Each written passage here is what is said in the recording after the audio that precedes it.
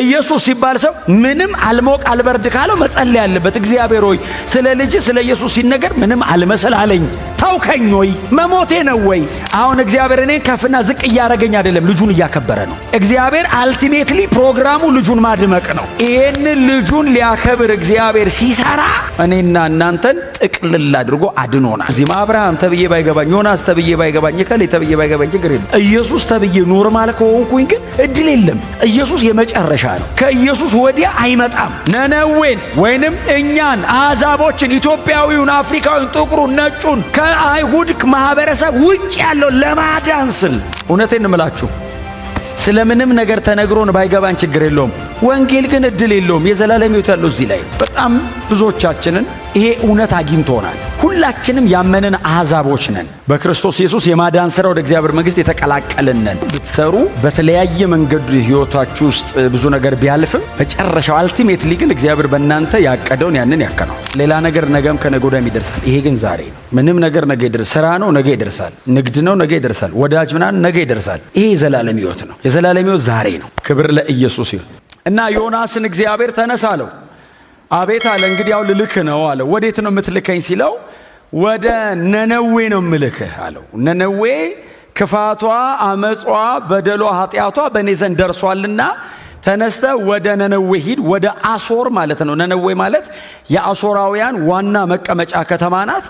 አሶራውያን እጅግ በጣም ጨካኝ ናቸው። የምታስታውሱ ከሆነ ዮናስ የኖረበትን አገር ማርከው የወሰዱት አሶራውያን ናቸው። ባቢሎን የወሰደው ወይንም እነ ዳንኤልና እነ ሕዝቅኤል የነበሩበትን የወሰደው ይሁዳን ነው።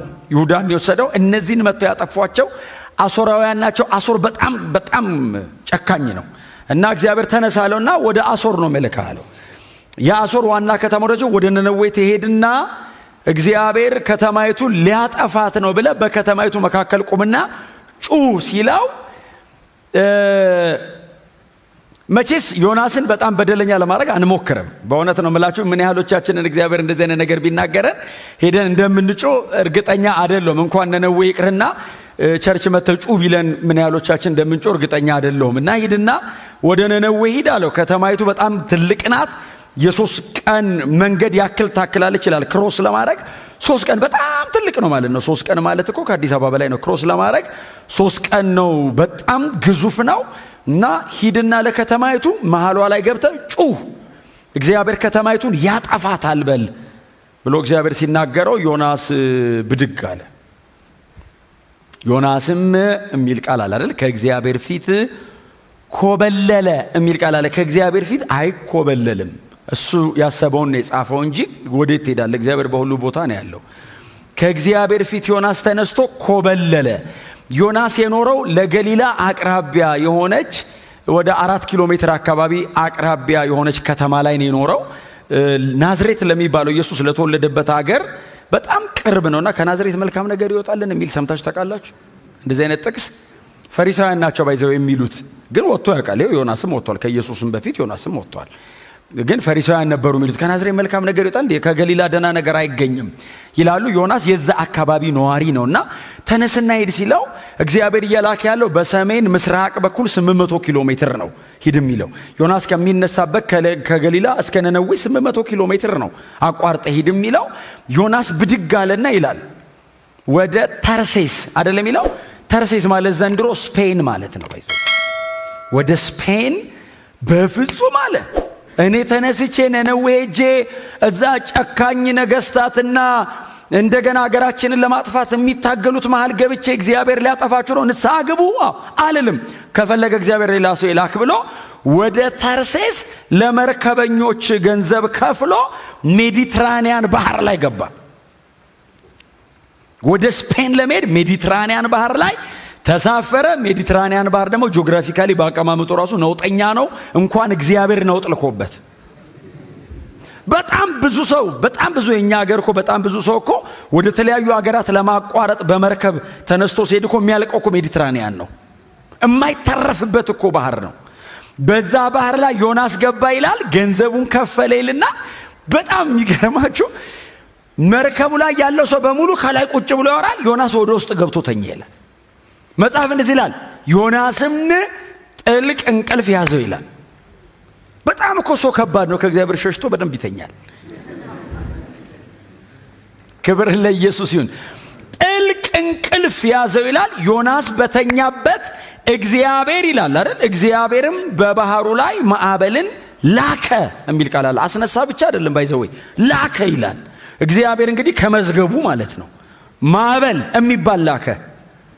ባህሩ ከአቅሙ በላይ ሲናወጥ መርከበኞቹ ናቹራል ነገር ነው አይደለም ያሉት። በምን ምክንያት ነው የመጣብን ያሉት። ይሄማ የተፈጥሮ አደጋ ነው አይደለም። ገብቷቸዋል።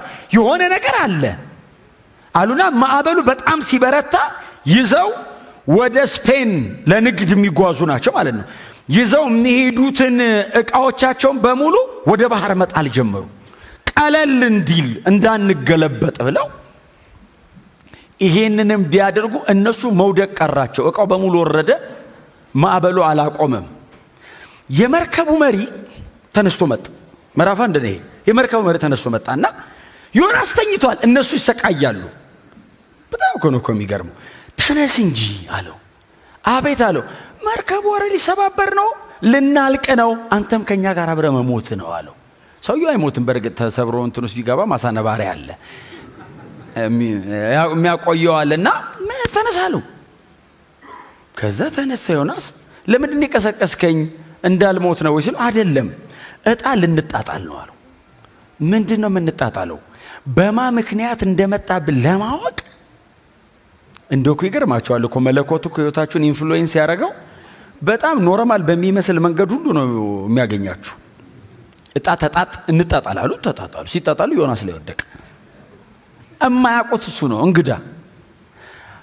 አንተ ላይ ወደቀ አሉት። አዎ። ይሄ ሁሉ ነገር የመጣብን በአንተ ምክንያት ነው ሲሉት አዎ አለ።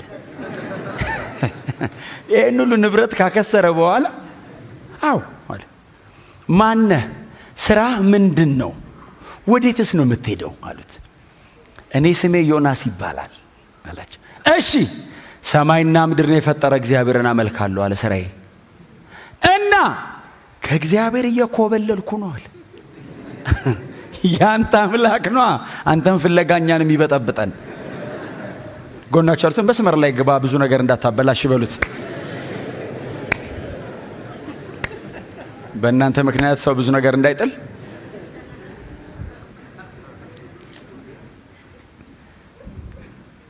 ከዛ ምን እናርግብህ አሉት። ምንድን ነው የምናረግብህ ሲሉት ወደ ባህር ጣሉኝ አላቸው። በጣም እኮ ነው የሚገርም። ጥፋቱ የኔ ነው፣ አዎ አምኛለሁ።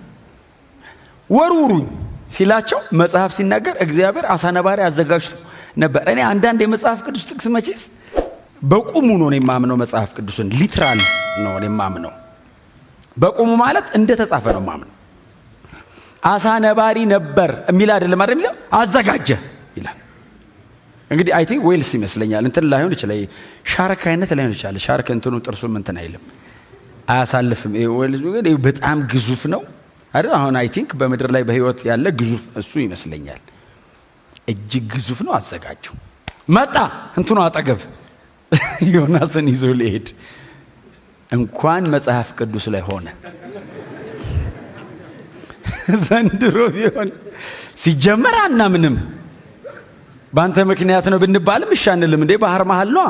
በዛ ላይ ያሁሉ ማዕበል እያለ ማን ነው ነፍሱን ሰውቶ ባህር ውስጥ የሚገባ? እያመለጠ ያለ ሰውዬ በቆርቆሮ ሲል ልክ ሲወረውሩት አሳ ነባሪው አገኘው። አንዳንድ ሞመንቶች ቢጻፉልን ከባድ አይደሉ? ዮናስና ዮናስ አሳ ነባሪው ነው ሲያገኘው የሚሰማው ስሜት ምን አይነት ስሜት ነው?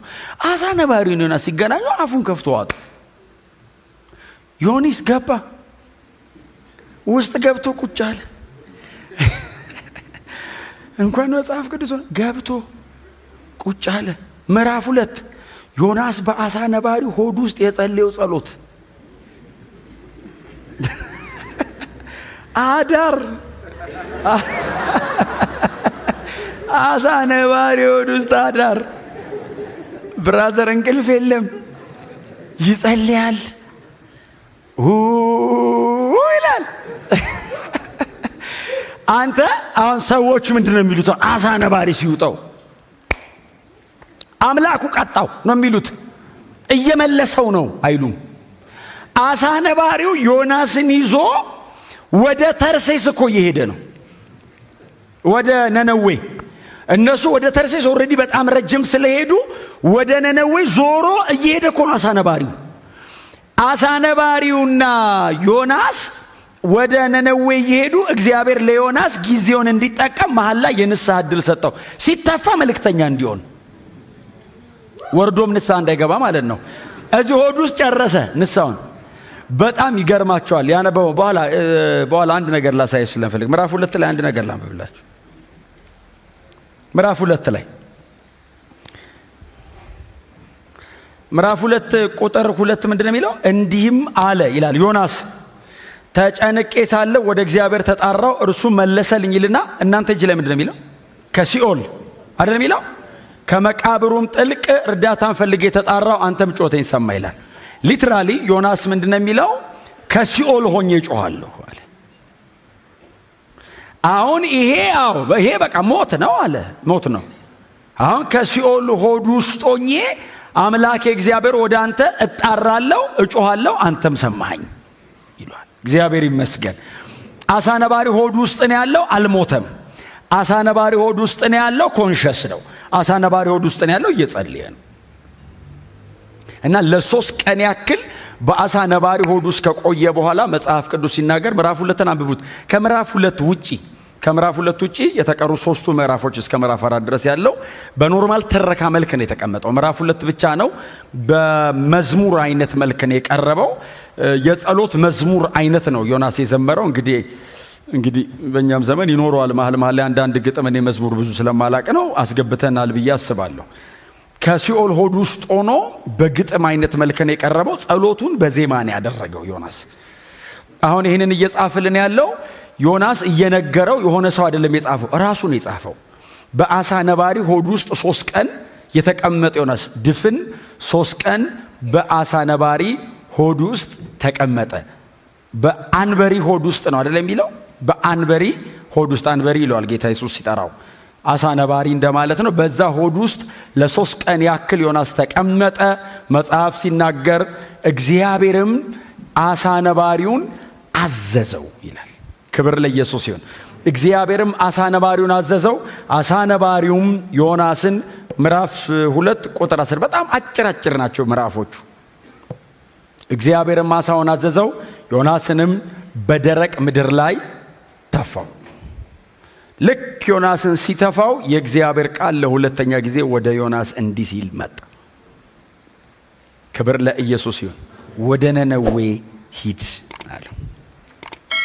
የመጀመሪያው አልሄድም ማለቱ አሳ ነባሪ ሆድ ውስጥ አስገብቶታል። ስለዚህ ዮናስ አሁን ሰከንድ ቻንስ የሚባል ሌላ ነገር እያሰበ አይደለም። ወደ ነነዌ ከተማ እሄዳለሁ፣ እግዚአብሔር የምትለኝም በሙሉ እናገራለሁ ሲለው ወደ ነነዌ ከተማ ሂድ፣ እኔ የምልህን ተናገር፣ ከተማይቱ ልጠፋ ነው፣ ምድሪቱ ልጠፋ ነው በላቸዋለሁ። የብሉይ ኪዳን አገልግሎት በጣም ከባድ ነው። እግዚአብሔርም ይሄን ተናግሮ በየደቂቃው ላይኖር ይችላል፣ አጠገብ ላይመጣልህ ይችላል። በጠራው ቁጥር አቤት ቅድም ያልኩን አስታወስክ ላይልህ ይችላል። አሁን መንፈስ ቅዱስ በእኛ ስላለ ነው እንደሱ አይነት ልምምድ ያለን እንጂ በቀደመው ኪዳን አንዴ ይናገራል። ሄደህ ከተናገርክ በኋላ ነው ቀጥሎ የምትገናኙት። እምቢ ብሎ ደግሞ ካስቸገረ አሳ ነባሪ ያዘጋጅለታል፣ ይዋጣል፣ እዛ ውስጥ ሆኖ ሲጮህ ይሰማዋል። ከዛ ከተተፋ በኋላ ነው የሚያገኝህ። አሁን እነዚህ 4 ምዕራፎች እኮ 30 እና 40 ዓመታት ናቸው። 40 ዓመት ተጨምቆ ነው 4 ምዕራፍ የወጣው። ለአንድ መልእክት ነው እግዚአብሔር 40 ዓመት ሙሉ ሰብስቦ ዮናስን ይዞ ኮንሱም እያረገበት ያለው። 40ውን ዓመት እግዚአብሔር እየወሰደው ያለው እዚች ምዕራፍ 3 ላይ ላለች ለአንድ መልእክት ነው። ከተማይቱ ትገለበጣለች፣ ንስሐ ግቡ ለማለት ብቻ። እቺን እንዲልለት ነው እግዚአብሔር ኢንፍሉዌንስ የሚያደርገው ሰውየውን። እቺን አልልም ሲል እግዚአብሔር ማዕበል ያስነሳል። እቺን አልልም ሲል የዮናስን ዕድሜ እግዚአብሔር የወሰደው እቺን እንዲልለት ነው። እግዚአብሔር ለምን እንደሚፈልገን እንድናውቅ ይርዳን። እግዚአብሔር ብርሃን ይስጠን። ለአንዲት ነገር እግዚአብሔር ፈልጎን አንዲትን ነገር በእኛ ለማስተላለፍ ፈልጎ ለብዙ ነገር እየኖርን ዕድሜያችን እንዳያልቅ። ይህን ሰውዬ እግዚአብሔር ለምንድን ነው የጠራው? ሂድና በነነዌ ጥፋት አለበል። ከዚህ ውጪ የዮናስን አገልግሎት በዚህ መጽሐፍ ላይ አታገኙም። እቺ ናት የተፈለገበት። በጣም የጌታ ኢየሱስ ክርስቶስ ታይፖሎጂ ነው አይደል? ዮናስ ሊትራሊ ቀጥታ ማለት ነው። ቀጥታ የኢየሱስ ክርስቶስ ታይፖሎጂው ነው። ጌታ ኢየሱስም ቀጥታ በስም ሜንሽን አድርጎ የኔ ምልክት የሱ ነው ብሎ ተናግሯል። ከሱ ውጪ የሚሰጥ ምልክት የለም። እንደውም አለ የመጨረሻ ምልክት የነብዩ ዮናስ ነው አለ ኢየሱስ። አይደንቲካሊ እግዚአብሔር በዮናስ ሕይወት ላይ ያደረጋትን ኢየሱስ ሕይወት ላይ ደግሞታል። ወይንም በኢየሱስ ለሚያደርገው የዮናስ ጥላ ነው።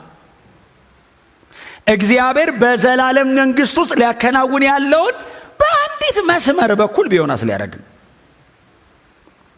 በእውነት ነው የምላችሁ። በጣም ለብዙ ነገር ኖረን በጣም ብዙ ሰው አመስግኗችሁ አጨብጨቦላችሁ እግዚአብሔር ከስር ያለው ከሚል በኛ ማንም ሰው አንደርስታንድ አያርጋችሁ ካስፈለገ ለእግዚአብሔር ለሆነው ነገር ኖሮ ማለፍ ግን ክብር ነው። እግዚአብሔር ደስ ካለው በኔ ለዛ ነው ቸርች የተገናኘ ነው። ሌላ ነገር ልነግራችሁ አይደለም። መቼስ እዚህ የተሰበሰበ ነው። እቺን ነው የምናወራው። ክብር ለኢየሱስ ይሁን። ብትነግዱ ብትሰሩ በተለያየ መንገድ ህይወታችሁ ውስጥ ብዙ ነገር ቢያልፍም መጨረሻው አልቲሜትሊ ግን እግዚአብሔር በእናንተ ያቀደውን ያንን ያከናው። እውነቴን ነው የምነግራችሁ። እግዚአብሔር ለጠራችሁ ነገር ኖሮ መሞት ክብር ነው። ከዚህ የሚበልጥ ክብር ለክርስቲያን የለውም። መንፈሳዊ መሆን ነው የመጨረሻ ክብር ለኛ። መንፈሳዊ መሆን፣ የእግዚአብሔርን ልብ አንብቦ መሬት ላይ ስጋ ማለበስ፣ ከዚህ የሚበልጥ ነገር የለም መሬት ላይ። ክብር ለመንፈስ ቅዱስ ይሁን። ከዛ ይሄ አገልጋይ ነነዌ ደረሰና የ3 ቀን መንገድ ቀደም እንዳልኳችሁ የአንድ ቀን መንገድ ያህል በእግር ሄደ ይላል። በጣም ረጅም ነው። እንግዲህ ሄደና ከተማይቱ መሃል ላይ ቆመ። ጮክ ብሎ እኔ በጣም የድሮ ሰው መረጃ ጎበዝ ነው ማለት እንደ ዘንድሮ ሶሻል ሚዲያ የለም። ከተማይቱ መሃል ላይ ጮክ ብሎ ይላል። አሁን ያ ሁሉ ገበያ የሆነ በጣም ስልጡን የሆነ አገር ጮኸስ ማን ይሰማሃል? ቀጥ ብሎ ቆመና ጮኸ፣ ነነዌ በ40 ቀን ትገለበጣለች አለ። 40 ቀን ነው ያላችሁ፣ ታልቃላችሁ፣ እግዚአብሔር ከተማይቱን ሊያጠፋት ነው ብሎ ሲናገር እቺና ተመልክቱ። እግዚአብሔር ይሄን ነው በልልኝ ያለው። መጽሐፍ ሲናገር የከተማው ሕዝብ ሁሉ አይደለም ይለው፣ የከተማው ሕዝብ ሁሉ ማቅ ለበሰ፣ መሬት ላይ ተቀመጠ፣ ማልቀስ ጀመረ። እግዚአብሔር ሆይ ማረን እያሉ ሲጮሁ ወሬው ንጉሱ ጋር ደረሰ። ቤተ መንግስት ወሬው ደረሰ። ምን ሆናችሁ ነው አለ ንጉስ። አገሩን ይመራል ንጉሱ። ምን ሆናችሁ ነው ሲል አገር በሙሉ በሰላም ቁጭ ባለበት ማቅ የምትለብሱት፣ አገር በሙሉ የሚያለቅሰው፣ ገበያ ላይ ያለው ምግብ በሙሉ ተበላሸ፣ እነሱ እየጾሙ ምን ተፈጠረ ሲላቸው እግዚአብሔር። የትኛው እግዚአብሔር? እሱ እኮ አሦራዊ ነው። የሚያውቀው ሞሎክና ካሞሽን ነው። ያህዌ እኮ የዕብራውያን ነው፣ የእስራኤላዊ አምላክ ነው። ያ ያህዌ መልእክተኛ ላከ ወደኛ። ዮናስ የሚባል ነብይ ምን አለ? ነነዌ በ40 ቀን ትጠፋለች አለን። እቺ ነነዌ መጽሐፍ ሲናገር ንጉሥና መኳንንቶቹ አዋጅ አወጁ ይላል። ከዚህ ቀን ጀምሮ ሰው አይደለም ያሉት፣ እንስሳ እንዳይበላ አሉ። እኔ አለማብላት እንስሳ እንዳይበላ እኮ ማለት መጋቢው ነው የምነግርህ። ሄደ በሬና ከብትህን በግህን እንዳትመግብ እና ወደ ጋር እንዳታወጣ፣ እዛው በረታቸው ውስጥ ይቀመጡ፣ እንዳታቀርብ። ለምን? ይጹሙ። እንስሳ ይጹም አለና ይጹሙ ብቻ አይደለም እንስሶቹ ማቅ ይልበሱ አለ። ሰው ማቅ ይለብሳል። ማቅ ባይዘው እንደዚህ አባራ መበተን ብቻ አይደለም። ማቅ ልብስ ነው። ከልብሳቸው ውስጥ የሚያረጉት ነው። ሐዘን፣ የጠለቀ ሐዘን ሲኖር ማቅ፣ እንስሳ እንኳን ሳይቀር ማቅ አልብሱልኝ አለ። ሁሉ ማቅ ለበሰ፣ በእግዚአብሔር ፊት ወደቀ፣ ንስሐ ገቡ። ስሙኝ፣ መጽሐፍ ሲናገር እንደዚህ ይላል፣ እግዚአብሔርም ጸሎታቸውን ሰማ፣ እግዚአብሔርም ተለመናቸው፣ ሊያጠፋ ከነበረው ቁጣ እግዚአብሔር ተመለሰ ይላል። አሁን እናንተ አሜን ነው ያላችሁት። ዮናስ አሜን አላለም። ዮናስ እንደዚህ ያለው ድሮም አውቄው ነበር አለው። ድሮም እኔ ወደ ተርሴስ የሄድኩት ይህን ጸባይን ስለማቅ ነው አለው። እኔን ታስብለኛለህ? ከዛ ሲንመለሱ ትምራለህ። ነነዌውን የሚማር ነው ነነዌ አሁን ይቅር ያለው ማን ነው? እግዚአብሔር። ካጠፋ የሚያጠፋው ማን ነው? ማጥፋት መማር እኮ አልሰጠውም። ተናግሬ እንዴት ዝም ትለኛለህ ነው። እንዴት ነነዌን ትምራታለህ ብሎ ዮናስ ሲል እግዚአብሔር ወደ ከተማይቱ ተራራ ላይ እንዲወጣ አደረገው። ተራራዋ ላይ ወጣ እና ቁጭ ሲል እግዚአብሔር አንዲት ምንድነው ቅል ነው አበቀለ ይላል እና ቅሏ ወጣችና ጋረድ አደረገችው እና ከነበረው ከሐሩሩ መለስ አደረገችው። እፎ ያለ ከዛ እግዚአብሔር እኮ ያስተምረ እንዴ ዝም ብሎ እንዲ ፕሪንሲፕል ይንገር እንጂ በኑሮ ካስተማረ ትላከ ይላል። ትሏ ቅሏን በላቻት ይላል። ታውቃለህ እንዲ መጣ ተከትላ ሙሉ ጫርጋ ሰበለ ሐሩሩ ሲያቃጥለው አለ ምን እንዳለ ታውቃላችሁ? በሞት ይሻለኛል አለ። አንተ ሰው ፀሐይ ሲደበደቡ በሞት ይሻለኛል ይላል።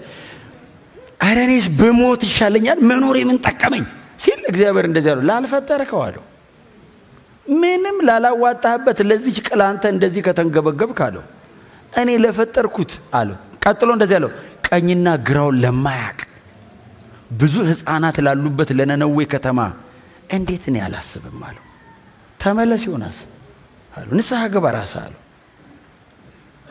ማቴዎስ ወንጌል 12 ላይ እንሂድና አንድ ቃል ብቻ እናንብብና ማቴዎስ 12 ላይ ማቴዎስ 12:40 ላይ እንደዚህ ላይ ዮናስ በአሳ አንበሪ ሆድ ውስጥ 3 ቀንና 3 ሌሊት እንደቆየ እንዲሁ የሰው ልጅ 3 ቀንና 3 ሌሊት በምድር ሆድ ውስጥ ይቆያል።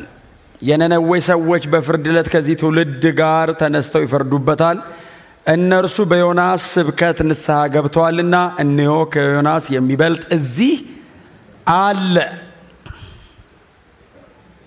ታይፖሎጂ ቀጥታ ኢየሱስ አመጣው። ይሄ ዮናስ የሚባል ሰውዬን አሳ ነባሪ ሆድ ውስጥ አስገብቶ 3 ቀን ያቆየው እሱ በመቃብር 3 ቀን እንደሚቆይ ለማሳየት ነው። ኢትስ ሜሲያኒክ።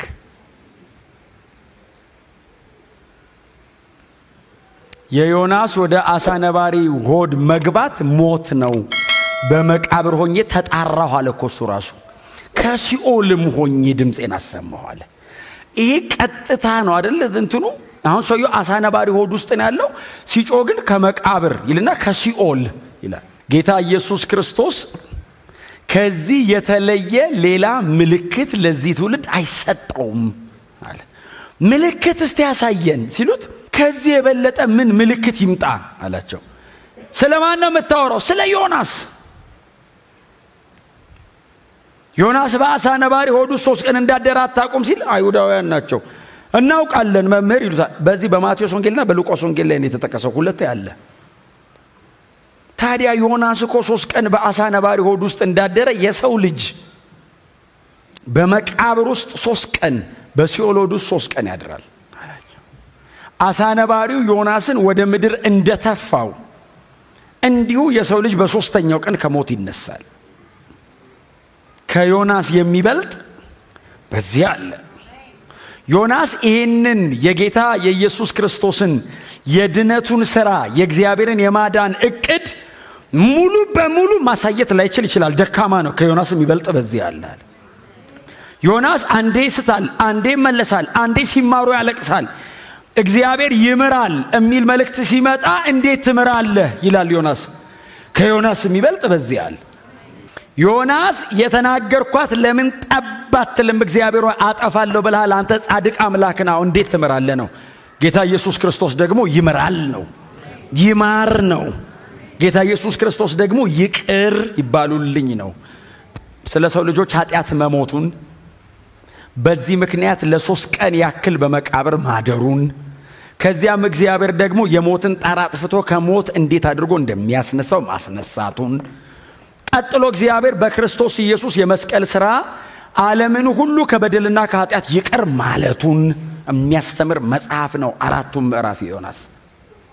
በጣም የሚገርማችሁ እግዚአብሔር መሐሪ ነኝ እያለ ብቻ አይደለም ዮናስ መጽሐፍ ላይ እኔ መሐሪ ነኝ ይቅር ባይ ነኝ እያለ አይደለም።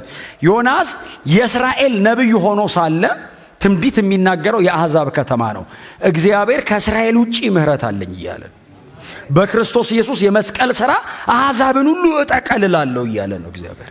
ነነዌ አሕዛብ ናት፣ አሲሪያ አሶር ናት፣ ጨካኞች ናቸው፣ ክፎች ናቸው። እግዚአብሔር ግን እንደዚህ ያለ እነሱ ድረስ ይሄዳል ምህረት ያለ እግዚአብሔር በክርስቶስ ኢየሱስ በኩል የሰው ልጆችን ሁሉ እንደሚያድን የሰበከው በዚህ አገልጋይ በኩል ነው። እኔ ዮናስ በዚህ መጠን የእግዚአብሔር ዲዛይን ገብቶት ነበር ወይ አላቅም። እኛ ማቴዎስ ወንጌል እጃችን ላይ ያለ፣ ሉቃስ ወንጌል እጃችን ላይ ያለ መሲሁ ኢየሱስ መጥቶ ቆመና እሱ የትንቢት በሙሉ ፍጻሜ ነው ተባብለን የለ ባለፈው የትንቢት ሁሉ መደምደሚያ ስለሆነ የዮናስን አገልግሎቱን ህይወቱን እድሜውን በሙሉ ሰብስበው አመጣውና የዮናስ ያ ሁሉ የተከፈለ ዋጋ ያ ሁሉ የተሄደ መንገድ ጌታ ኢየሱስ ክርስቶስ ሲሰብክ 3 ቁጥር እንዲጠቀማት ነው። በኢየሱስ የ3 ዓመት ተኩል አገልግሎት መካከል ዮናስ 3 ቁጥር እንዲኖረው ነው በዛ ሁሉ መንገድ ውስጥ ያሳለፈው። እግዚአብሔር በዚህ ያድላችሁ በእውነት። ከዛ ኢየሱስ ቀጠለ። በእርግጥ ዮናስ ጋር ብቻ አላቆመም። በፍርድ ዕለት የደቡብ ንግሥት ከዚህ ትውልድ ጋር ተነስታ የሰለሞንን ጥበብ ለመስማት ከምድር ዳርቻ መጥታለችና እነሆ ከሰለሞን የሚበልጥ በዚህ አለ። የደቡብ ንግሥት የሚላት ደግሞ አንዲት ሴት አለች አለ ከኛ ጋር ሄዳለች ብለን ብዙ ጊዜ የምናነሳት እሷ ደግሞ የሰለሞንን ጥበብ ለማየት እስራኤል እያለ አሕዛቧ መጣች አለ። የእግዚአብሔር ጥበብ አልፎ ይወጣል እኮ ነው ኢየሱስ እያስተማረ ያለው። የማቴዎስ ወንጌል ለአይሁዳውያን የተጻፈ ወንጌል ነው። እናንተ እዚህ ቁጭ ብላችሁ ሳትቀበሉኝ አለ ኢየሱስ። አዎ እዛ ያሉትን ላድን ነው እኮ ነው ስብከቱ። እኛን አየን ኢየሱስ ለአይሁዳውያን ቆሞ እየሰበከ አይሁዳውያንን ቆሞ እያወራ። አይሁዳውያን የማቴዎስ ወንጌል ኔቲቭ ጁ ነው ባይዘው መጽሐፉ ራሱ አይሁዳዊ መጽሐፍ ነው የማቴዎስ ወንጌል። አንድ ስለ አሕዛብ እኛው ነን ባወራውስ ምን ችግር አለ? አይሁዳውያን ለዚህ ውስጥ የሚከፋው የለም። አይ ማቴዎስን ከፍ አደርገዋለሁ ሌላ ቀን። ስማችንን ለመጥቀስ ፈቃደኛ አይደለም። ምን ያክል አክራሪ አይሁዳዊ እንደሆነ እዩት። ጌታ ኢየሱስ ክርስቶስ በዛ አይነት ማህበረሰብ መካከል አገለገለ ብሎ እየነገረን ማቴዎስ፣ ኢየሱስ ግን አይሁዳውያንን የማዳን ስራዬ ከእናንተ አልፎ ክሮስ አድርጎ ቦርደርን እንደገና አሕዛብን ሁሉ አድሬስ ያደርጋል። ኢየሱስ ስለ ኃጢአቴ ሞቷል። ኢየሱስ እኔን ለማዳን 3 ቀን በመቃብር ውስጥ አድሯል። ኢየሱስ እኔ ለዘላለም በእግዚአብሔር መንግሥት አብሬው ነግሼ እንድኖር ሞትን ድል አድርጎ ተነስቷል። ይሄ ነው የትንቢተ ዮናስ መልእክት። የትንቢተ ዮናስ መልእክት አንድ ነነዌ የሚባል ሀገር ይገለበጣል፣ ከዛ በኋላ ትጠፋላችሁ የሚልና ከዛ ህዝቡ ንስሐ ሲገባ ንስሐ ገብቷልና እምራቸዋለሁ የሚል ብቻ አይደለም። በዛ ዘመን በዛ መንገድ ተፈጽሟል ትንቢቱ። በዛ ዘመን በጥላው ዘመን በዛ መንገድ ተፈጽሟል። አካሉ ኢየሱስ ነው። ያ ጥላ ነው፣ አካሉ ኢየሱስ ነው። ዓለምን የማዳን እቅዱን እግዚአብሔር አምላክ በዚች በኩል አልፎ እየሰበከ ነው። በጣም ብዙዎቻችንን ይሄ እውነት አግኝቶናል። ሁላችንም ያመንን አሕዛቦች ነን። በክርስቶስ ኢየሱስ የማዳን ሥራ ወደ እግዚአብሔር መንግሥት የተቀላቀልን ነን። ከዚህ የሚበልጥ መልእክትም፣ ከዚህ የሚበልጥ ክብርም፣ ከዚህ የሚበልጥ እግዚአብሔርን ብዙ ዋጋ ያስከፈለ ጉዳይም የለም። እኔን ሰንበዲ ለማድረግ ወይንም አንቱ ለማስባል እግዚአብሔር ምንም ሥራ አይሰራም። ልጁን ለማክበር ይሰራል። እግረ መንገድ አንቱ ልባል ይችላል። እግዚአብሔር አንቱ ተባልልኝ አይደለም። ለምን መሰለ? ቀጥሎ ልጁን ሊያከብር ሲሰራ ደግሞ ከሳምባዲ ኖበዲ ደግሞ ያደርጋል። አሁን እግዚአብሔር እኔን ከፍና ዝቅ እያደረገኝ አይደለም፣ ልጁን እያከበረ ነው።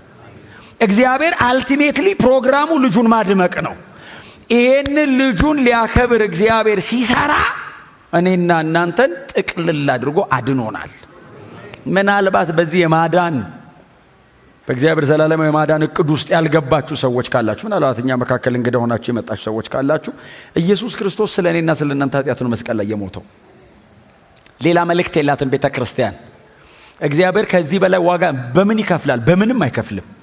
እግዚአብሔር ልጁን ኢየሱስን መስቀል ላይ መስቀልና መግደል ብቻ እኮ አይደለም፣ 3 ቀን በሲኦል እንዲያድር ፈረደ እግዚአብሔር። 3 ቀን ለዘላለም አብሮት በእቅፉ የኖረ ልጁ 3 ቀን በሲኦል ሆድ ውስጥ አደረ። ምን አይነት ዋጋ መክፈል ነው? ላብራራው አልችልም። እኔ ያንን አክሰስ አድርጌው አላቅም። የነበረበትንም ክብር አይቼው አላቅም። የተዋረደበትንም የውርደት ልክ በፍጹም አንደርስታንድም ልናረገው አንችልም። በሲኦል ሆድ ኢየሱስ 3 ቀን አደረ። እግዚአብሔር የመጨረሻ ተሰቃየ 3 ቀን ልጁ ሲኦል ሆድ ውስጥ አድሮበት። ለምንድን ነው የኑሉ ዋጋ የምትከፍለው ሲሉት ነነዌን ወይንም እኛን አሕዛቦችን ኢትዮጵያዊውን፣ አፍሪካዊውን፣ ጥቁሩን፣ ነጩን ከአይሁድ ማህበረሰብ ውጭ ያለው ለማዳን ስል አለ እግዚአብሔር። ዮናስ በምንድነው በአሳ ነባሪ ሆድ ውስጥ አደረ። እንዴት ይላል ሰው? ኢየሱስ በሲኦል አድሮ የለ እንዴ? ምን ይገርማል? ዮናስ በጣም አስገራሚ ነው። ተፈጥሯዊ ሰው ስትሆን የኢየሱስ እኮ አለ። ሊሆን አይችልም። የኢየሱስ 3 ቀን በሲኦል ሆድ ውስጥ አደረ፣ ተቀመጠ። የማዳን ስራ ነው ይሄ። የእግዚአብሔር የመጨረሻ ግዙፉ ኢንቨስትመንት ይሄ ነው። ወንድሞቼና እህቶቼ እውነቴን እምላችሁ ስለምንም ነገር ተነግሮን ባይገባን ችግር የለውም። ወንጌል ግን እድል የለውም። የዘላለም ሕይወት ያለው እዚህ ላይ ነው። እኔ ብዙ ጊዜ ነው የምናገረው። እዚህም አብርሃም ተብዬ ባይገባኝ፣ ዮናስ ተብዬ ባይገባኝ፣ የከሌ ተብዬ ባይገባኝ ችግር የለውም። ኢየሱስ ተብዬ ኖርማል ከሆንኩኝ ግን እድል የለም። ኢየሱስ የመጨረሻ ነው። ከኢየሱስ ወዲያ አይመጣም። ክብር ለኢየሱስ ይሁን። ኢየሱስ ሲባል ሰው ምንም አልሞቅ አልበርድ ካለው መጸለይ ያለበት እግዚአብሔር ሆይ ስለ ልጅ ስለ ኢየሱስ ሲነገር ምንም አልመሰል አለኝ፣ ታውከኝ ወይ መሞቴ ነው ወይ? በእውነት ነው የምላችሁ እንደናንተ ያለ የለም ስትባሉ አረ ብዙ 1 ሚሊዮን 2 ሚሊዮን 10 ሚሊዮን 30 ሚሊዮን 9 ቢሊዮን አለ በሉ። የኢየሱስ አይነት ስትባሉ የለም። አያችሁ አሁን እኛ ብዙ ጊዜ የምንጨነቀው በሱ አይደል እንዴ? ይሄ ግን ያው በደሙ የመሰረተው ቤት ነው። ስጋው ተቆርሶ ነው እያወራሁ ያለሁት። ስለዚህ ሎካል ቸርች ብቻ አይደለም፣ ምድር ላይ ስላለችው ቤተ ክርስቲያን ነው እያወራሁላችሁ ያለሁት። ቤተ ክርስቲያን የክርስቶስ ናት። ስለዚህ የሚነገረው ስለ ኢየሱስ ብቻ ነው። እንዳልኳችሁ ዮናስን የምናነሳው ታይፖሎጂው ስለሆነ ነው። እና እግዚአብሔር የማዳን እቅዱን ኢየሱስ ጋር እንዳልጀመረ እዛ እንደጀመረ እግዚአብሔር ሲናገር እንደነበረ የዛሬ 2000 ዓመት ኢየሱስ ከማርያም የተወለደ ቀን እንዳልተጀመረ በቀደመው ኪዳን የነበሩ አባቶቻችን ምናልባት ዛሬ ዮናስን ብቻ ስላነሳሁት ነው እንጂ እውነቴን ነው የምነግራችሁ። ወደፊት አንዳንዶቹን አነሳቸዋለሁ። በምንም አይነት መንገድ ከኢየሱስ ጋር የሚገናኝ የማይመስለን በሙሉ ስለ ኢየሱስ ብቻ ነው የሚያወራው። ጌታ ኢየሱስ ክርስቶስ ሉቃስ 24 ላይ መጽሐፍት ሁሉ ስለ እኔ ያወራሉ ያለው እውነቱን ነው። ከኢየሱስ ውጪ ስብከትም ምንም የላቸውም። ብሉይ ኪዳን ዮናስ በሉት ሆሴ በሉት ሌሎቹ ከስማቸው ጀምሮ የኖሩት ሕይወት የወሰኑት ውሳኔ እግዚአብሔር እንዴት ኢንፍሉዌንስ እንዳረጋቸው የአገልግሎታቸው መዝጊያ ኢየሱስ ጋር ነው፣ ክሮስ ጋር ነው የሚያልቀው። የእግዚአብሔርን መሲሐዊ የማዳን ፕሮግራም ሰብከው ተርከው ተንብየው ዘምረው የጨረሱት። ክብር ሁሉ ለጌታ ለኢየሱስ ይሁን። ስለዚህ ምናልባት እንግዳ ሆናችሁ የመጣችሁ ሰዎች ካላችሁ ለእናንተ ጥሪ ማድረግ ስለምፈልግ ማለት ነው። እግዚአብሔር አንድ ልጁን መስቀል ላይ ገሎ በሲኦል ሆድ ውስጥ ዮናስ 3 ቀን እንዳደረ ኢየሱስ ክርስቶስ አድሮ ኢየሱስ ከሞት ተነስቶ በአባቱ ቀኝ ተቀምጦ የዘላለም መንግስት ርስት ወራሾች እንድንሆን አድርጎናል።